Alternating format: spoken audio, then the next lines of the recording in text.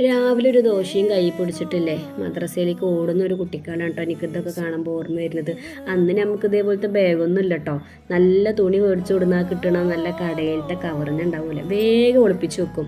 പിറ്റേ ദിവസം മദ്രസയിലേക്ക് ബുക്കൊക്കെ ആക്കിയിട്ടിട്ട് നല്ല സ്റ്റൈലായിട്ട് പോകാൻ വേണ്ടിയിട്ട് കുട്ടി വണ്ടിക്ക് വേണ്ടി ഇങ്ങനെ വെയിറ്റ് ചെയ്ത് നിൽക്കുകയാണ് കേട്ടോ. ഞങ്ങളൊക്കെ 3-4 കിലോമീറ്റർ നടന്നു പോയിട്ടാണ് മദ്രസയിൽ പഠിച്ചിരിക്കുന്നത്.